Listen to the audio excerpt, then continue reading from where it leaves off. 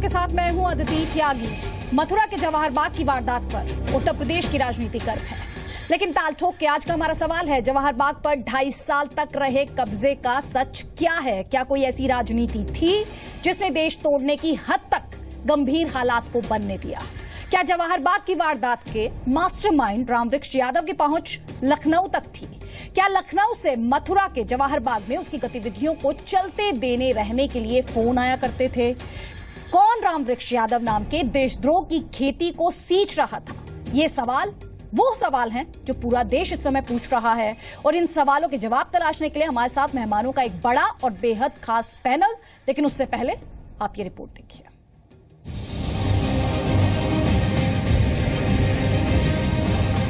उत्तर प्रदेश में मथुरा के जवाहर बाग की ये जली हुई राख उस सियासत पर कालिक पोतती है जिसने 2 जून की वारदात को होने देने की नौबत बनाई।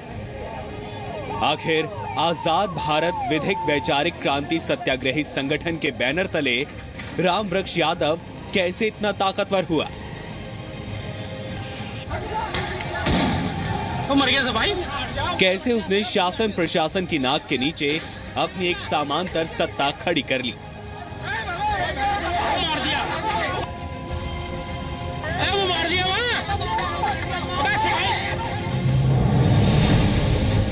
जवाहर बाग के एक ओर मथुरा एसपी का दफ्तर है, दूसरी ओर तहसील ऑफिस है।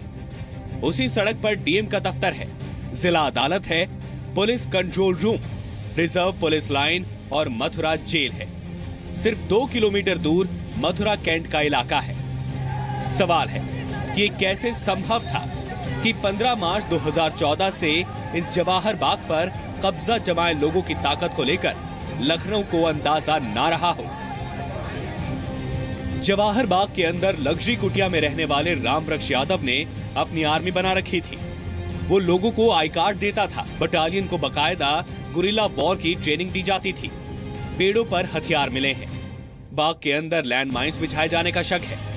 रामवृक्ष के साथ जो लोग थे वो यूपी के सोनभद्र, गाजीपुर और छत्तीसगढ़ के नक्सल प्रभावित इलाकों के लोग थे। इस ग्रुप के पास जगुआर और रेंज रोवर गाड़ियां थी। जवाहर बाग के अंदर किस तरह से गतिविधियां चलती थी, हम आपको एक तस्वीर दिखाते हैं। देखिए, मेरे जहां पर मैं जिस जगह पर खड़ा हूं, इसके ठीक पीछे तो आप देख सकते हैं ये वृक्ष लगे हैं, लेकिन जो ये ढेर है, ये देखिए धान का ढेर जला हुआ है, उसके दूसरी तरफ अनाज का ढेर है जो राख हो चुका है। इसके अगर हम पीछे आपको बताएं तो बाकायदा इन्होंने पाइपलाइन पानी के लिए डाल रखी थी। जो ये पिलर बना है, यहाँ से पानी सप्लाई होता था। जब पानी की पाइपलाइन काट दी गई थी तो इसके बाद इन्होंने इसके अंदर ही एक कुआं खोदा हुआ था, वहां से पानी सप्लाई होती थी। मथुरा के जवाहर बाग की वारदात के बाद अब रामवृक्ष यादव से जुड़ी हुई कई दबी छुपी बातें खुलकर सामने आ रही हैं। दरअसल जवाहर बाग पर कब्जे से पहले जय गुरुदेव की विरासत को हथियाने को लेकर रामवृक्ष यादव, पंकज यादव और उमाकांत तिवारी नाम के उनके 3 शिष्यों में ठन गई। लेकिन पंकज यादव को राजनीति की मदद मिली और वो जय गुरुदेव के मठ की गद्दी पर बैठा दिया गया। इसी के बाद रामवृक्ष ने अपना अलग संगठन बनाया, जिसे बाद में उमाकांत तिवारी का भी समर्थन हासिल हो गया। पंकज यादव जी हैं, वो उसने तो जय गुरुदेव मंदिर पे कब्जा कर लिया। अब ये रामवृक्ष यादव था, वो अकेला पड़ गया, तो उसने सोचा कि ये 250 एकड़ बीघा जमीन है, यहाँ पर कब्जा करके मैं पंकज यादव को गुट को मैं कमजोर कर दूंगा। उसका ये मनसा था कि धीरे धीरे यहाँ मैं लोगों को बढ़ाता रहूंगा और कब्जा करूंगा। हमारी संस्था का न कभी सदस्य रहा, न मेंबर रहा, न बाबा जी का सदस्य रहा। दूर दूर तक कहीं भी इससे कोई लेना देना जय गुरुदेव धर्म प्रचारक संस्था को नहीं रहा। लोगों को बहला फुसला करके यहाँ एक स्वाधीन भारत करके संगठन बना करके जवाहर बाग में अवैध रूप से सरकारी जमीन को पर पजेशन कर लिया।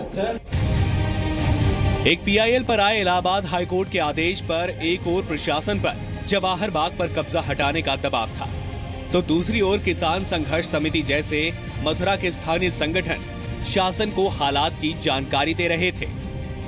हमको सारी चीज मालूम थी, जिला प्रशासन को बाकायदा बताते रहते थे, उत्तर प्रदेश शासन को भी बताते रहते। एक मिनट, उत्तर प्रदेश शासन को भी बताया और हमने भारत सरकार के माननीय प्रधानमंत्री को और गृह मंत्री को, सारे लोगों को, हमारे पास ये पत्र है, हमने ये सारी चीजें जो है अपना जो है ज्ञापन पूरी तरीके से भेजा था। और भेजने को ये देखिए किसान संघर्ष समिति के बैनर तले ये है ये किसान संघर्ष समिति के बैनर तले 2.5 महीने से आंदोलन था ये। देखिए जो किसान, लेकिन राम वृक्ष को लेकर गंभीरता क्यों नहीं बरती गई, ये लाख टके का सवाल है। राम वृक्ष के संगठन को हटाने के लिए कई बार जवाहर बाग की बिजली काटी गई, लेकिन लखनऊ से फोन आता था और बिजली जुड़ जाती थी। वहां रसद आने से रोकी जाती थी, लेकिन उसे फिर से परमिट मिल जाती थी। सवाल है कि ये सब बिना राजनीतिक संरक्षण के संभव था, और इसीलिए यूपी के सीएम अखिलेश यादव अब सवालों के घेरे में हैं। रेकी करने गए, एक बार वहां जगह को देखने गए कि आखिरकार पुलिस आने वाले समय में कैसे उन्हें निकालेगी या उन तक कैसे बातचीत करेगी। उसी में अटैक हुआ या जो भी बात आई वो जांच में पूरी बात आ जाएगी। मैं समझता हूँ फोर्स का भी और जिन लोगों की जान गई है बड़ा नुकसान हुआ है। इस मामले की समयबद्ध न्यायिक जांच या फिर माननीय सुप्रीम कोर्ट की निगरानी में सीबीआई से जांच होना बहुत जरूरी है। ये हमारी पार्टी की मांग है।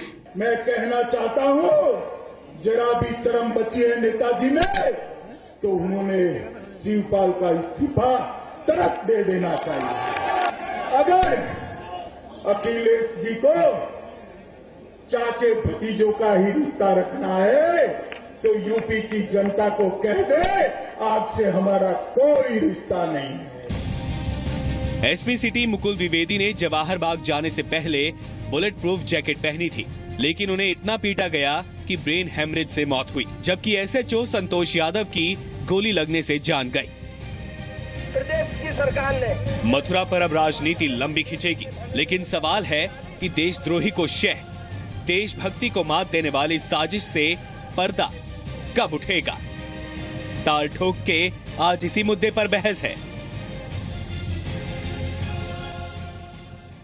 कई खास मेहमान हमारे साथ हैं। संबित पात्रा प्रवक्ता है बीजेपी की सेंट्रल कमेटी में ओडिशा के प्रतिनिधि हैं, पेशे से डॉक्टर हैं। कांग्रेस पार्टी की तरफ से प्रवक्ता अखिलेश प्रताप सिंह हमारे साथ हैं, यूपी में रुद्रपुर से कांग्रेस के विधायक हैं।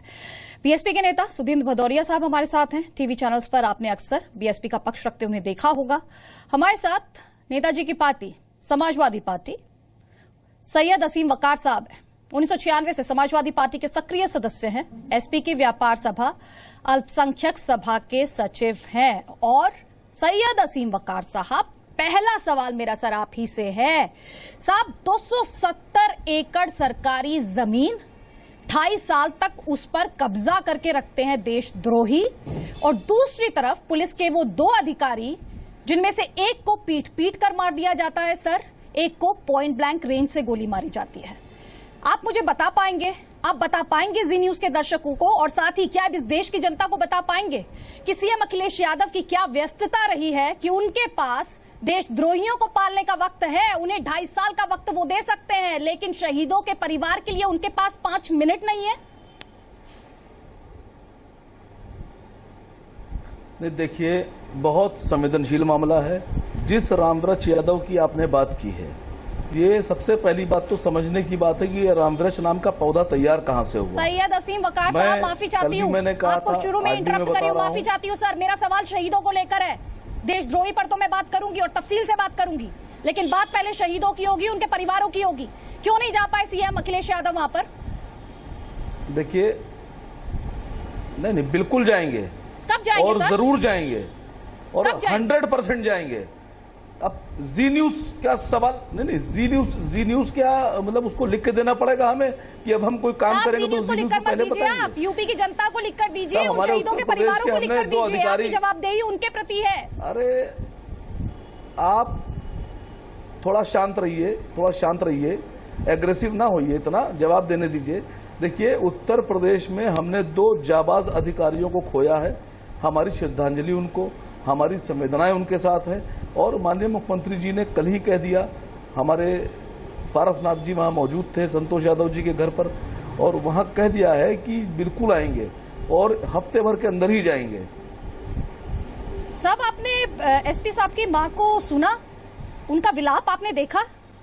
उनकी मां ने क्या कहा आपको पता है? उनकी मां ने कहा पैसे मेरे से ले लो, मुआवजा नहीं चाहिए मुझे, मेरा बेटा लौटा दो। नहीं तो भाई, हर माँ जिसका बेटा खोया है उसके दिल से पूछिए, जिसने अपने बेटे को खोया है, जिसने अपने पति को खोया है, जिसने अपने बाप को खोया है। हम समझते हैं, इसीलिए सवाल खड़ा कर रहे हैं। नहीं, हम भी समझते हैं, हमको भी बहुत दुख है। और ये एक ऐसी दुखद घटना है जिसकी इसकी जो क्षति हुई है ये अपूर्णीय क्षति है, इसको हम पूरा नहीं कर सकते। हमने एक बहुत जाबाज और बहुत अच्छे अधिकारियों को खोया है।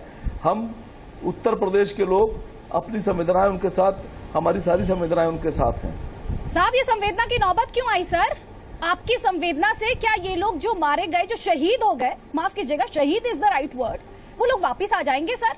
आपने जो देशद्रोही एलिमेंट्स को पाल रखा था जवाहर बाग में 2.5 साल तक, आप तो नेता है और मैं तो सिर्फ एक पत्रकार हूँ। आप उनका पानी आपके पास जो आप इल्जाम लगा रही हैं सर, आप उनका पानी कटवा सकते थे सर। आप पत्रकार नहीं, आप तो मुझे कटवा सकते थे, आप उनकी बिजली कटवा सकते थे, आप उनकी आईबी की अधिकारी लग रही सकते थे।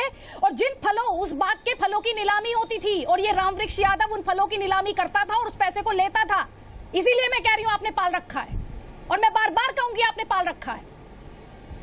मैंने आपसे कहा ना, आप तो आईबी के अधिकारी लग रही है, मुझे जी न्यूज से तो नहीं लग रही है। आपके पास तो जानकारियां दुनिया भर से ज्यादा है। गृह मंत्री के पास जानकारी नहीं, प्रधानमंत्री के पास जानकारी नहीं, आपके पास बहुत जानकारी है सर। इसी बात का तो आपको ये भी जानकारी होगी।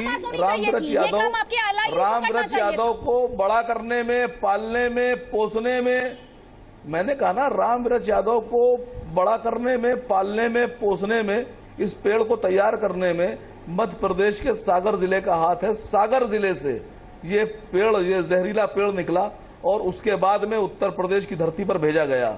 उत्तर प्रदेश में इसने 2 दिन की रुकने की अनुमति मांगी थी, साथ में 2,500-3 हजार आदमी इसके थे। 2 दिन सत्याग्रही के नाम पर इसने रुकने की परमिशन मांगी थी। अगर इसको परमिशन सरकार ना देती तो आप ही लोग सवाल उठाते, सारे विपक्षी दल सवाल उठाते कि ये सरकार तो बड़ी अजीबोगरीब सरकार है, ये तो बड़ी दंभ वाली सरकार है, ये तो यहाँ पे 4,000 महिलाएं और बच्चे और बुजुर्ग हैं, इनको रुकने नहीं दे रही है। तो आप लोग कहते कि क्या सरकार के बाप की जमीन है, आप ऐसे आरोप लगाते। अब 2 दिन की रुकने की परमिशन दे दी गई, उसमें बच्चे भी हैं, महिलाएं भी हैं, बुजुर्ग भी हैं, औरतें भी हैं। मैं समझता हूँ कि 2 दिन और 2.5 साल में अंतर नहीं होता है। यही आपको समझाया जा रहा है, सत्याग्रही में यही आपको समझाया जा रहा है कि ये जमकर बैठ गए और इन्हीं ने कब्जा कर लिया उत्तर प्रदेश। आप मुझे पहले तो एक बात आपको याद होगा, जवाहर बाग कहां इसी पर तरह आता का है एक सर? प्रदर्शन। नहीं, आप सवाल का जवाब दीजिए सर। आप सर सवाल का जवाब दीजिए। जवाहर बाग कहां पर आता है? मध्य प्रदेश में कि उत्तर प्रदेश में? उत्तर प्रदेश की कानून व्यवस्था की जिम्मेदारी सर किसकी है? उत्तर प्रदेश की कानून व्यवस्था की जिम्मेदारी किसकी है? मैंने कहा ना, आप आराम से भी बात कर सकती हैं, आप लड़ाई तो ना लड़िए, आप आराम से भी बात कर सकती हैं, सुन लूंगा मैं आराम से। आपकी आवाज आ रही है मेरे तक, लेकिन मैं चाहता हूं कि बहुत आराम से, थोड़ा अच्छी तरीके से बात कीजिए तो ज्यादा बेहतर होगा। देखिए, उत्तर प्रदेश में माननीय मुख्यमंत्री जी ने साफ तौर पे अपनी प्रेस में ये कहा कि हमसे आकलन में कमी रह गई। मैं समझता हूं इतनी साफ गोई से किसी मुख्यमंत्री ने अपनी कमी नहीं स्वीकारी होगी कि हमारे कहीं ना कहीं कुछ गलतियां थी, जिसकी वजह से हमको इतना बड़ा खामियाजा हमें भुगतना पड़ा उत्तर प्रदेश को। और इसकी जांच हो जाने दीजिए। जो लोग भी, चाहे वो LIU के लोग हों, चाहे प्रशासन के लोग हों, चाहे शासन के लोग हों, जो इसके अंदर दोषी हैं, सबके साथ सेम व्यवहार किया जाएगा। जो मुस्तहक है सजा के, उनको सजा दी जाएगी। जिन पर जो कार्रवाई बनती है उन पर कार्रवाई की जाएगी, सबको सजा दी जाएगी।